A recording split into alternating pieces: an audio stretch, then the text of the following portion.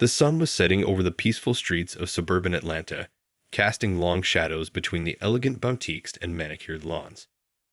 It was the kind of neighborhood where people felt safe, where luxury cars lined the streets, and where Officer James Barrett had patrolled for the past 8 years. As Barrett cruised down Oak Lane in his police car, he sipped his coffee and watched the usual evening activities unfold. Store owners were beginning to close up their high-end shops, and well-dressed residents were returning home from their busy days. Everything seemed normal until his eyes landed on something that made him sit up straighter in his seat. Outside the Elite Collections boutique, an elderly black woman was carefully placing shopping bags into the trunk of a sleek black Mercedes-Benz. She moved with grace, dressed in an expensive-looking navy blue suit, but something about her presence there made Barrett frown. He'd never seen her in this neighborhood before, and in his mind, something just didn't add up. Barrett had always prided himself on knowing everyone in his patrol area. He knew the regulars, the shop owners, the residents, even their housekeepers. But this woman was different. She wasn't like Mrs. Chen, who owned the flower shop, or Dr. Patel, who lived in the corner house. No, this woman was a stranger, and in Barrett's experience, strangers meant trouble. He pulled his patrol car to the curb, watching through his windshield as the woman arranged her shopping bags with meticulous care. Each movement was precise, unhurried, as if she belonged there. But Barrett couldn't shake the feeling that something was off. Maybe it was the way she kept looking around, though anyone watching closely would have seen she was simply being careful not to bump her car door against the vehicle parked next to her. The boutique owner, a middle-aged woman with graying hair, stepped out and waved warmly to the elderly woman. "Thank you for your visit. Please come again," she called out cheerfully. The elderly woman smiled and waved back, her gesture elegant and refined. But Barrett wasn't convinced.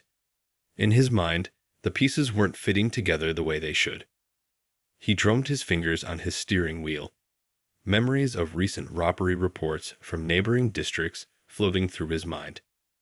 There had been talks of sophisticated thieves, well-dressed criminals who blended in perfectly with their surroundings. Could this be connected? The thought solidified in his mind, drowning out any other possible explanation. Barrett didn't notice how his own biases were clouding his judgment. He didn't see the respect in the boutique owner's wave, or the genuine warmth in the elderly woman's smile. He didn't notice the small details that told a completely different story, like the way she carefully adjusted her designer glasses, or how she checked her expensive watch with the natural gesture of someone who had worn it for years. Instead, he saw what he wanted to see, what his prejudices told him to see. And as he watched her close the trunk of her Mercedes, Barrett made a decision that would change not just his life, but the lives of many others. He switched off his patrol car's engine and reached for his door handle, his coffee forgotten in the cup holder.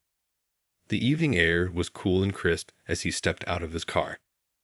A few passers-by glanced his way, sensing the tension in his purposeful stride.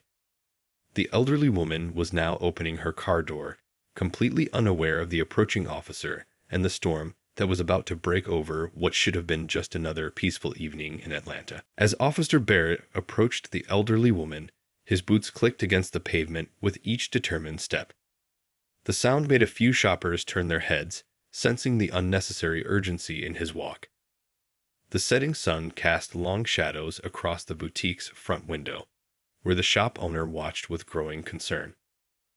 "Ma'am, I need to see some identification right now," Barrett called out, his voice carrying more authority than the situation required. The elderly woman turned slowly, her hand still resting on her car door. Her eyes, wise with years of experience, took in the officer's tense posture and unnecessarily stern expression. "Good evening, officer," she replied, her voice calm and measured, carrying the weight of decades of professional experience. "May I ask what seems to be the problem?" She stood straight, her navy blue suit without a wrinkle, her silver hair neatly styled. Every inch the professional she was. Barrett's face hardened. Something about her composure, her lack of fear, irritated him even more. "I said identification, ma'am. We've had reports of suspicious activity in this area." This was a lie. There had been no such reports, but Barrett had convinced himself it was true. The woman's expression remained neutral, though something flickered in her eyes, not fear, but recognition of a situation she'd seen too many times before. "Of course, officer. My purse is right here in my car. I'll just reach in and keep your hands where I can see them." Barrett snapped, taking an aggressive step forward. His reaction was completely out of proportion to the situation, and by now, a small crowd had begun to gather. Someone had pulled out their phone and started recording. "Officer, I'm simply trying to comply with your request," the woman said, her voice still steady but firmer now. "I have my identification in my purse. Would you prefer to retrieve it yourself?" Her question was pointed, highlighting the absurdity of his demands. He wanted ID but wouldn't let her reach for it. A young couple walking their dog had stopped to watch. The woman whispered something to her partner, who nodded and pulled out his phone too. The boutique owner had stepped outside, wringing her hands nervously. "I just spent the last hour with this lady," the shop owner called out.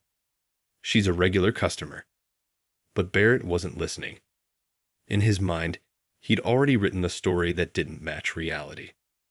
"Step away from the vehicle," Barrett demanded, his hand resting on his belt in a clear show of authority.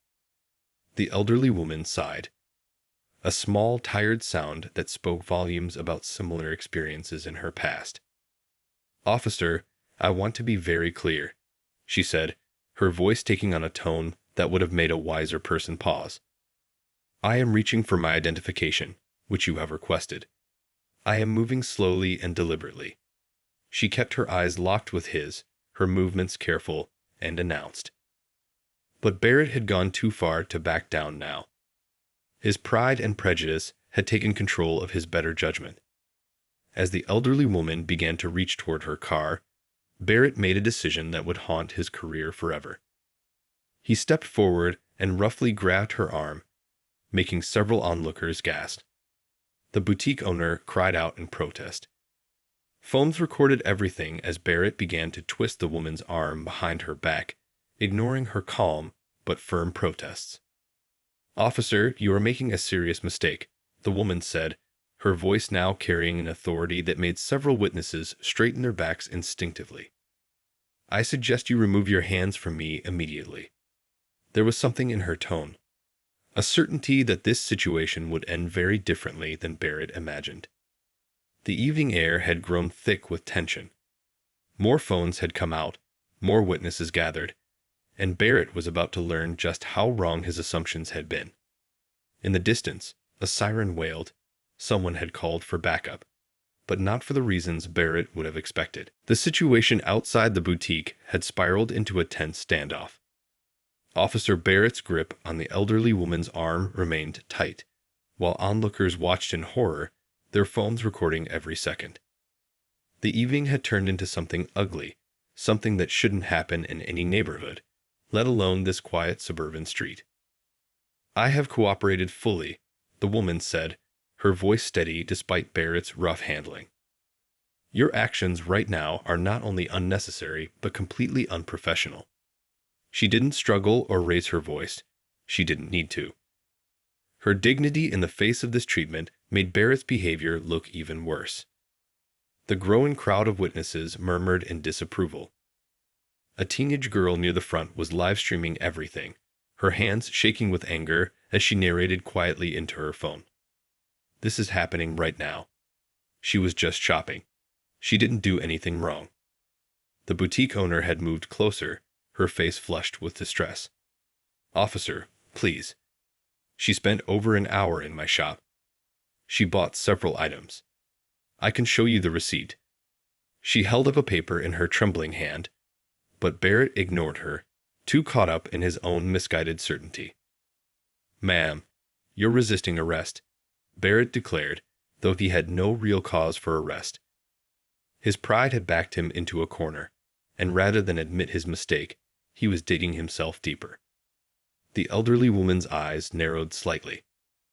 "Officer Barrett," she said, reading his nameplate, "I want you to think very carefully about your next action. I have not resisted. I have not broken any laws. You have yet to state any probable cause for this detention." The way she spoke, clear, precise, with an understanding of legal terminology, should have been Barrett's first clue. But he was beyond noticing such details now. 2 more patrol cars pulled up, their lights flashing against the darkening sky. Barrett felt a surge of satisfaction, expecting backup. But the elderly woman's slight smile suggested she knew something he didn't. "Last chance, officer," she said quietly. "Remove your hands from my person, or what happens next will be entirely your responsibility." Her tone wasn't threatening. It was almost sympathetic, as if she knew the storm that was about to break over Barrett's head. One of the newly arrived officers, clearly more senior than Barrett, approached quickly. His face showed he already knew something was very wrong with this scene. "Barrett, what's going on here?" he called out, his voice sharp with concern. "Suspicious person," Barrett started to explain, but the elderly woman cut him off. "Lieutenant," she said, addressing the senior officer with familiar ease, "I was just about to show Officer Barrett my identification. Perhaps you could explain to him why manhandling a federal agent might not be the wisest career move."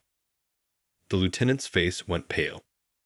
He recognized her now, and the reality of the situation hit him like a physical blow. "Barrett, let her go. Right now." But Barrett's fingers only tightened. She could be lying, he insisted, though his voice had lost its certainty. The crowd had gone silent, phone still recording, waiting to see what would happen next. The elderly woman sighed, a sound of deep disappointment rather than fear. "Well then," she said, reaching slowly into her jacket with her free hand. "Since gentle persuasion isn't working." She pulled out a small leather wallet, letting it fall open to reveal a badge that gleamed in the evening light. The crowd gasped. Someone whispered, "Oh snap." The boutique owner covered her mouth with both hands. And Officer Barrett, finally seeing the FBI credentials that would end his career, felt his world begin to crumble around him. The elderly woman, assistant director of the FBI's Civil Rights Division, looked him directly in the eye. "Now," she said quietly, "would you like to try this interaction again from the beginning? Or shall we continue this discussion at the federal building?" The FBI credentials caught the last rays of sunlight, and for a moment, everything seemed frozen in time. Officer Barrett's fingers loosened their grip on the elderly woman's arm as if touching hot coal. His face, which had been flushed with authority just moments ago, now turned an ashen shade of gray. The lieutenant quickly stepped forward, his voice carrying both respect and urgency. "Assistant Director, I deeply apologize for this situation." He turned to Barrett, his expression a mix of anger and disbelief. "Remove your hands from the Assistant Director. Now." Barrett stepped back as if in a daze, his mouth opening and closing without forming words. The crowd of onlookers had grown larger, and the whispers spread like wildfire. "She's FBI.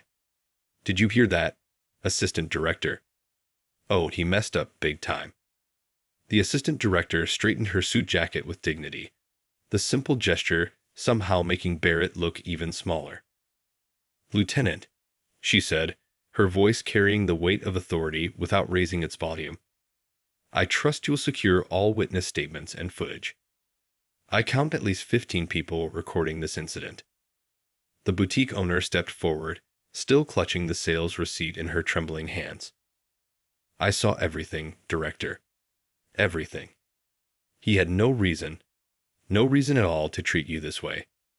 Her voice shook with a mixture of anger and distress. A young officer who had just arrived was already gathering contact information from witnesses, his face showing he understood the gravity of the situation. People were eager to share their videos, some already mentioning how their clips were going viral on social media. The assistant director's phone buzzed in her purse, still sitting in her car. "That would be my office," she said calmly. They monitor social media mentions of FBI personnel quite carefully these days. She reached for her phone without any interference this time, Barrett standing frozen in place like a statue. As she checked her phone, her expression remained professional, but a tiny sigh escaped her lips. Well, it seems this incident has already reached the FBI field office. And she paused, scrolling through messages, the police chief's office as well. A sleek black government vehicle pulled up to the scene, two agents stepping out with practiced efficiency. They moved with purpose, but without drama. This was now a federal matter, and everyone could feel the shift in authority. The assistant director turned to address Barrett directly for the first time since revealing her identity. "Officer Barrett," she said, her voice carrying decades of experience dealing with situations just like this. "I want you to understand something. This moment, right here, right now, this could have gone very differently." Barrett swallowed hard, sweat visible on his forehead, despite the cool evening air. The weight of his actions was finally hitting him full force. "I'm not angry," she continued, though several onlookers muttered that they certainly were. "I'm disappointed. Disappointed that in all your years of service, you never learned to see people, really see them, beyond your own preconceptions." The two FBI agents stood respectfully nearby, waiting for instructions. The lieutenant had moved to speak quietly into his radio, likely updating headquarters about the situation.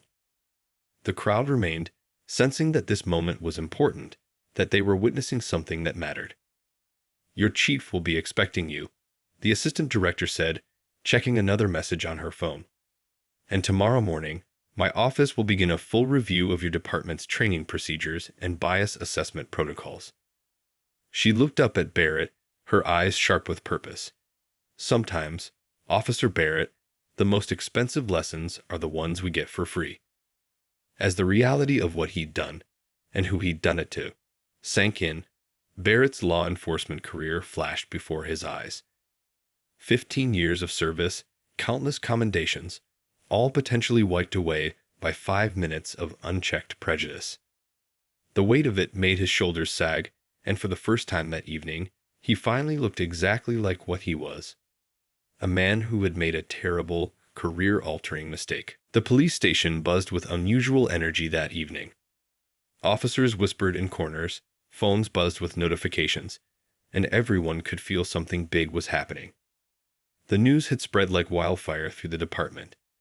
One of their own had just made the mistake of a lifetime.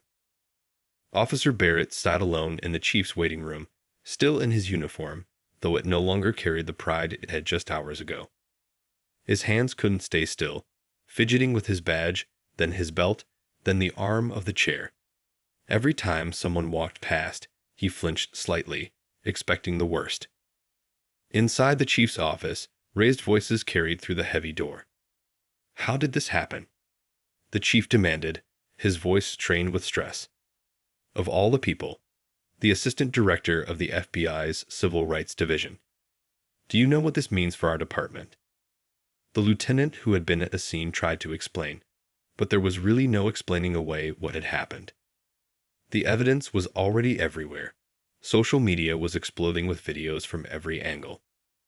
News vans had started gathering outside the station, their satellite dishes reaching into the darkening sky like metal trees.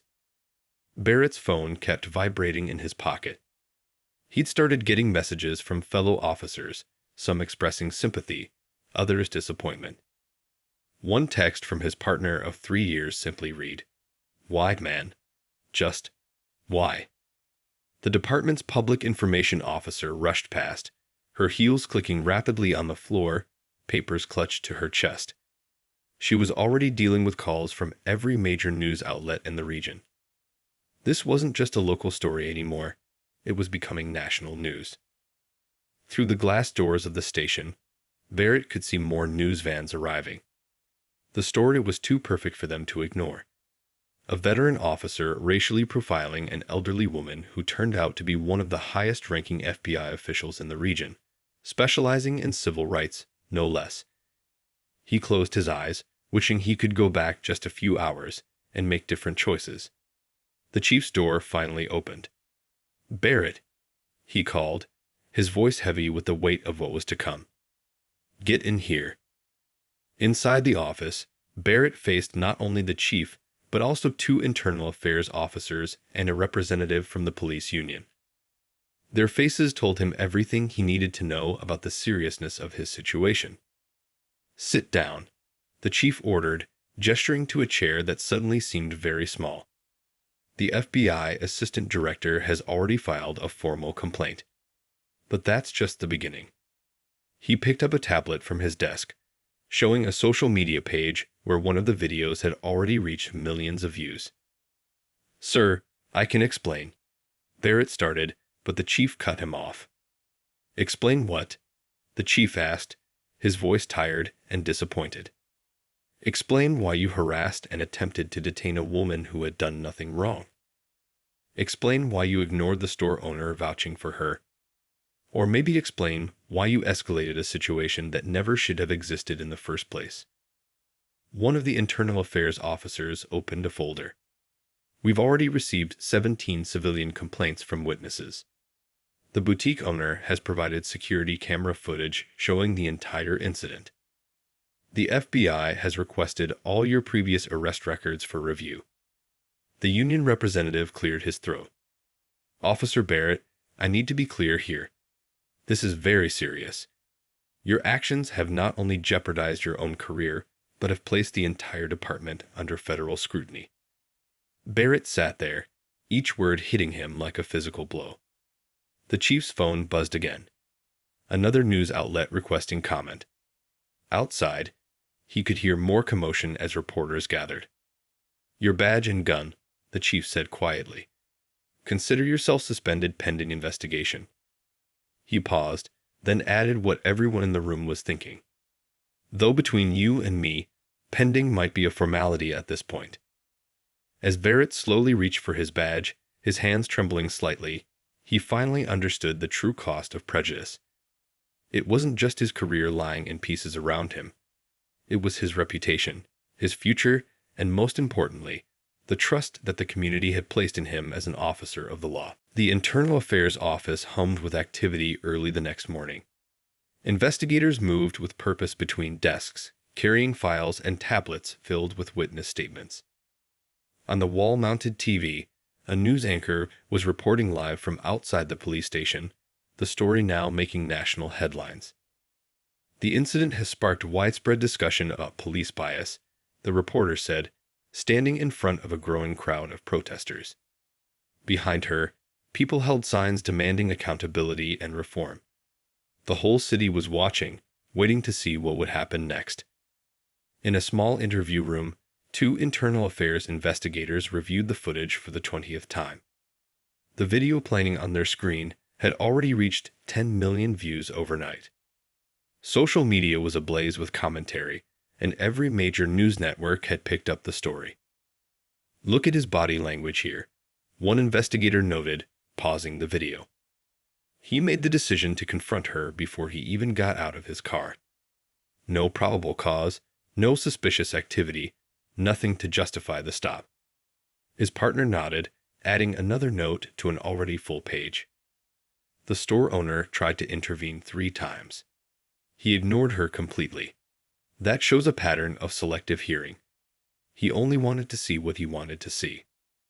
Down the hall, in the department's training room, a group of senior officers sat through an emergency meeting. The FBI had sent over their initial requirements for a department-wide review. The list was long, and the assistant director's office had made it clear. This wasn't just about one officer's actions anymore. "We need to pull every stop Barrett made in the last 5 years," the training coordinator announced, her voice tired from a sleepless night. "Every ticket, every warning, every interaction. The FBI wants to see if there's a pattern." In another part of the building, the department's community relations team struggled to handle the flood of calls. Community leaders demanded meetings, civil rights organizations pressed for information, and concerned citizens wanted to know what changes would be made to prevent similar incidents. The police chief sat in his office, looking years older than he had just days before. On his desk, the morning papers all carried the same story. His phone hadn't stopped ringing since dawn. Mayors from other cities, police chiefs seeking advice on how to prevent similar incidents, journalists looking for comments. "Sir," his assistant called from the doorway. "The FBI assistant director is here for her scheduled meeting." The assistant director entered the room with the same dignity she'd shown during the incident. She carried a thick folder under her arm, the preliminary findings from her office's investigation. "Chief," she said, taking a seat, "let's talk about the future of your department." Her voice was firm, but not unkind.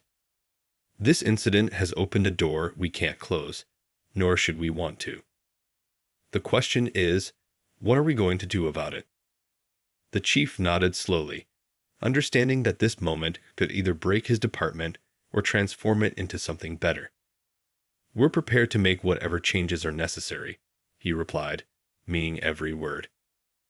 Meanwhile, in his small apartment across town, Barrett sat alone, watching the news coverage of his actions. His phone had finally stopped buzzing. Everyone who wanted to reach out had already done so. Some to condemn, some to support, but most just to ask, why? He looked at a photo on his wall, his police academy graduation day. He'd been so proud, so sure of himself and his ability to serve his community. Now, watching himself on TV rough-handling an innocent woman, he barely recognized the officer he'd become. The investigation was only beginning, but Barrett was starting to understand that this wasn't just about keeping or losing his job anymore. It was about facing hard truths about himself, truths that had been there all along, waiting for a moment like this to burst into the light. 2 weeks after the incident, Barrett sat in a small office at the department's counseling center. The walls were a calm shade of blue, decorated with peaceful landscape paintings, but Barrett felt anything but peaceful. This was his third mandatory counseling session, part of the department's response to his actions. "Tell me about what you've learned since that day," the counselor said, her voice gentle but firm. She'd been working with police officers for 20 years and had seen many cases of bias, but this one had caught national attention in a way few had before. Barrett looked down at his hands, no longer in uniform. "I keep watching that video," he said quietly, "over and over. Each time I see something new, something I missed before. The way the store owner tried to tell me she was a customer. The fear in people's eyes as they watched me. The way I wouldn't listen to anyone." Outside the counseling center's window, life went on. The department had already begun implementing new training programs. In the main conference room, officers sat through intensive bias recognition workshops, their faces serious as they discussed real-world scenarios. The instructor, brought in specifically for this program, wrote on the whiteboard, "What did you see? What did you actually observe?" These simple questions had become the foundation of the department's new approach to community interaction. Back in the counseling session, Barrett continued, his voice growing stronger. "Yesterday, I visited my grandmother. She's about the same age as the assistant director. She asked me what I would have done if someone had treated her that way." He paused, emotion catching in his throat. "I couldn't even answer her." The counselor nodded, making a note. "And how has this experience changed your perspective?" "I thought I was a good cop," Barrett replied, his voice heavy with realization. "I told myself I was protecting the community, but watching that video, I wasn't protecting anyone. I was just acting on assumptions I didn't even know I had." Meanwhile, across town at the FBI field office, the assistant director reviewed the latest reports from the police department's reform efforts. Her assistant had just brought in statistics showing that civilian complaints had dropped since the new training program began. "It's not just about punishing one officer," she told her team during their morning briefing. "It's about creating lasting change. Sometimes it takes a shocking incident to open people's eyes, but what matters is what we do with that awareness." Back at the counseling center, Barrett shared a story he'd never told anyone before. "When I was a rookie, my training officer told me to always trust my gut. But now I realize that sometimes what we call gut feelings are really just prejudices in disguise. The counselor leaned forward slightly. And what would you say to that rookie officer now? Barrett thought for a moment. I'd tell him that real police work isn't about quick judgments. It's about seeing people, really seeing them.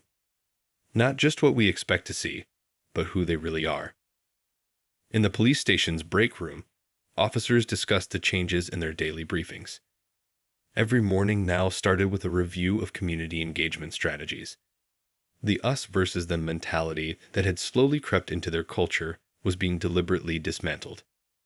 Remember, their sergeant said during that morning's briefing, every person we interact with is someone's family member, someone's loved one. Our job is to protect and serve everyone, not just the people we think deserve it. As his counseling session drew to a close, Barrett stood up, feeling different than when he arrived. You know what the hardest part is? He said, pausing at the door. Realizing that I might have done this before. Maybe not as dramatically, but in small ways. How many times did I make someone feel less than human because of my assumptions? The counselor watched him carefully. Recognition is the first step toward change, she replied. What matters now is what you do with that recognition. Outside, the late afternoon sun cast long shadows across the parking lot. Barrett walked to his car, passing a group of officers heading into the building for their evening training session. He wasn't wearing the badge anymore, but for the first time since the incident, he felt like he might be becoming a better person than the one who had worn it. 3 months after the incident, the community center was packed with people. Residents from all walks of life filled the seats, their faces showing mix of curiosity and cautious hope. At the front of the room, the assistant director stood beside the police chief, watching as more people filtered in. Tonight's town hall meeting is different, the chief began, his voice carrying across the crowded room. We're not here to defend our actions. We're here to listen, to learn, and to share the changes we've made. The sincerity in his voice made several community members sit up straighter, paying close attention. The assistant director stepped forward, her presence commanding respect without demanding it. 3 months ago, an incident outside a boutique showed us how much work we still need to do. Today, I want to show you what's happened since then. Behind her, a screen displayed statistics and photographs. Training sessions, community meetings, new procedures being implemented.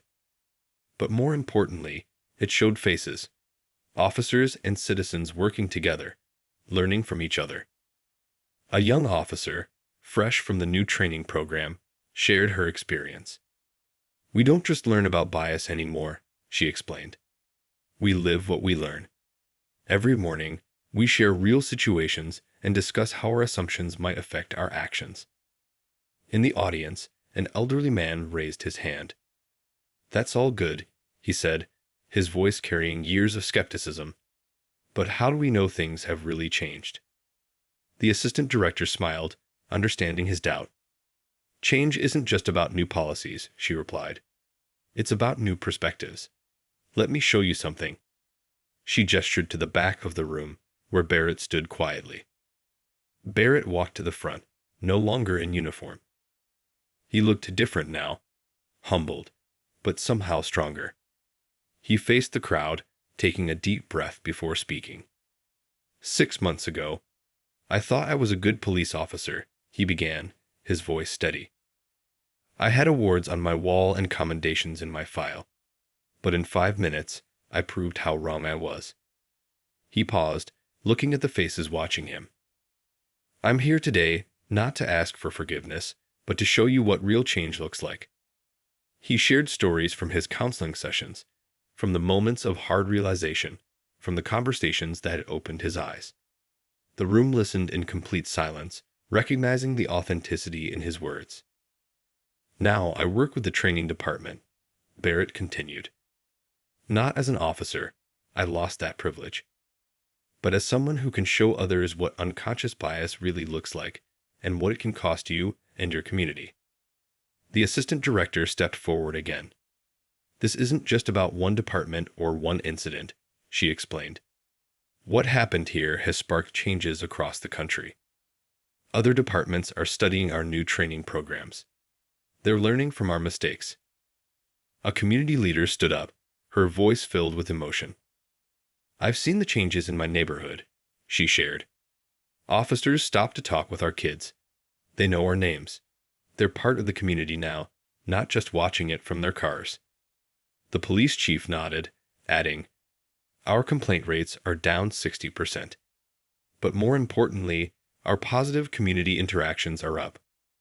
Our officers aren't just enforcing the law, they're building relationships. As the meeting continued, people began sharing their own stories, both good and bad experiences with law enforcement. But this time, something was different. The officers in the room didn't get defensive. They listened, took notes, asked questions about how they could do better. The assistant director watched it all, seeing how one difficult moment had turned into an opportunity for real change. Sometimes, she thought, the hardest lessons lead to the most important transformations. 1 year had passed since that fateful evening outside the boutique. The morning sun streamed through the windows of the police academy's main lecture hall, where a new class of recruits sat attentively. At the podium stood Barrett, now a regular speaker in the department's reform training program. I want you to look at this badge, he said, holding up his old police badge. For 15 years, I thought I knew what it meant. I was wrong. The recruits leaned forward, drawn in by the rawness in his voice. This badge isn't about power. It's about responsibility. Responsibility to see people as they are, not as we'd assume them to be. In the back of the room, the assistant director watched quietly. She had made it her mission to visit regularly, ensuring the changes she'd helped implement were taking root. The department had become a model for others across the country, with police chiefs from other cities frequently visiting to learn from their transformation. Your training will be different from mine, Barrett continued, pacing slowly across the stage. You'll learn about laws and procedures, yes, but more importantly, you'll learn about people. Real people with real lives who deserve to be seen and heard. He clicked to the next slide.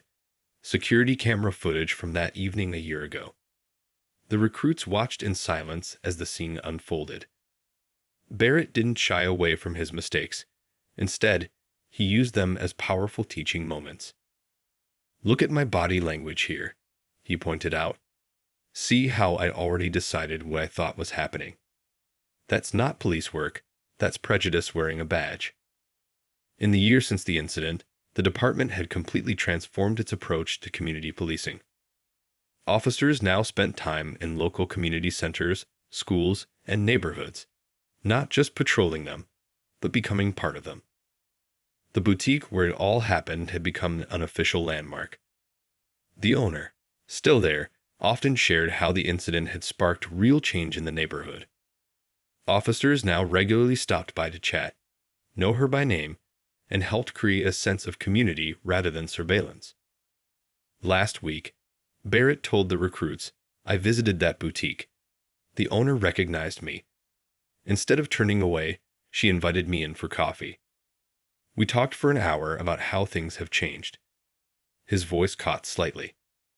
That's what real police work should build. Bridges, not barriers. The assistant director stepped forward to join him at the podium. When I was confronted that evening, she said, addressing the recruits, I had two choices. I could have pushed for punishment alone, or I could push for change. We chose change. She shared statistics showing the impact, civilian complaints down, community trust up, and most importantly, a measurable decrease in biased incidents. But the numbers weren't the whole story. The real change, she explained, is in the daily interactions. It's in the way officers now approach their work. It's in the questions they ask themselves before taking action. Barrett nodded in agreement. Every morning when you put on your uniform, he told the recruits, ask yourself, who am I serving today? Not what am I protecting against, but who am I serving? The session ended with questions from the recruits, thoughtful, probing questions that showed they understood the weight of their chosen profession. As they filed out, several stopped to thank Barrett for his honesty. Later that afternoon, Barrett stood in front of the boutique where everything had changed. The setting sun cast the same shadows it had a year ago, but everything else was different. He wasn't the same person who had patrolled these streets with bias in his heart. He had lost his badge, yes, but he had gained something more valuable: understanding. A passing patrol car slowed down, the officer inside waving to both Barrett and the boutique owner, who was closing up for the day. It was a simple gesture, but it represented everything they had worked to build over the past year: respect, recognition, and real community connection.